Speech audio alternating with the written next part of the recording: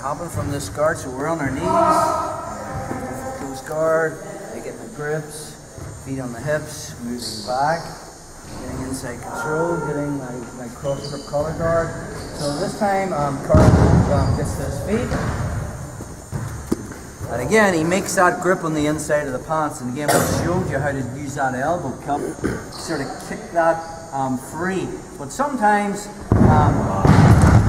from there, when I grab this, Carl can straighten his arm. And it can be very hard. He locks this arm, it can be hard to try and strip this.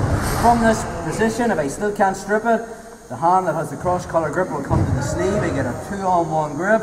And from there, I just kick my leg back as I pull my grip forward. So again, there's no way he's going to break that. So see the way I had my left hand putting Carl's fist when I'm playing this Darius guard in my left hip pocket.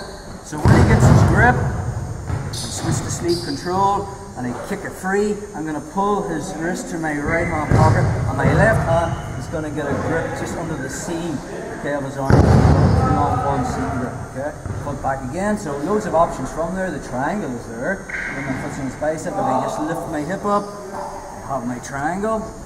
Or from that position, my omoplata is there. The hand that's controlling the armpit can come under the leg. As I stuff this, lock my omoplata position. Because he's standing, I'll switch to last week's move, which is the sweep. But from here, this is what we're going to look at. So from this grip, okay, Carl gets the grip on the inside of the pants. I switch to sleeve control. I kick it off and break it, put it in my far pocket and get this grip. Sometimes now, because I've killed this arm and it's dead, his only reaction will be to get the other hand inside, which is what we're always trying to do. And if he stuffs this to try to get the head quarter position, because I've controlled this, if I just arm drag it, okay, my hand's coming up. Now again, it depends. He mightn't hold with his knees and then you're on the single legs, but for the sake of the drill, Carl knows I'm taking his back, he's just going to curl. Yeah, so I haven't done much from this position. I'll show you how to take it back from here. This is called the side right position. So I'm going to put my left knee beside Carl's right knee. I'm going to be hip to hip, and I'm going to put my weight on him like this. Okay, now if I don't control this far hip, Carl's escape will be to fall back and pull me in the guard. Yeah. So my left hand is just going to make a fist and I push it right through to the mat. So it's controlling his far hip and I put my weight on him here. Okay, so it's difficult now for him to actually fall back and put guard in. Okay, so this right hand is going to force its way to find the far lapel. I get my grip into the lapel. Okay, this is called the clock choke. My left hand that was controlling the far hip grabs the wrist. From here, I'm just going to use my chest weight to put Carl's head on the mat. Okay, then I'm going to walk and put my left hip on the back of his head as I walk around. I didn't get too far, I better loosen that up a bit. So let's just say it's not as tight. I'm here. I use this to put his head on the mat. I put my hip on his mat and I just walk around like the hands of a clock. It's what's called a clock choke with my legs. Okay. Obviously, the tighter you have the grip, you might have to walk too far. So, let's take it from the start again, bro. So, from my open guard control, Carl gets this grip, heavy hard grip in here. Possibly if I go for this elbow cup and he straightens his arm, I can't break it. So I switch to two hands controlling his sleeve, pulling it towards me as I kick this leg. But then instead of going, I can go back to this control again if I want. But to add a little bit more game, I pull it to my far hip and my left hand grabs this seam grip here. Uplands to triangle, omoplata, all the stuff you've learned before, but something different. He gets the grip inside. His reaction will be to stuff this to try and pass. So when he does, because I'm controlling this arm, I just arm drag him this way and try to find this hip if I can. So I have my hook in there already. I'll take the back, but let's just say in the transition, I didn't get that hook in. Carl's immediately turtling, which is good if you don't have game from here. So my left hand's punching in at the hip. My left knee is beside his left knee. I'm hip to hip, but I put my weight on him. Okay. So right hand comes in, grabs the lapel here. Okay. The left hand grabs the far wrist. Now I use my weight to project it forward to try and put Carl's head on the mat.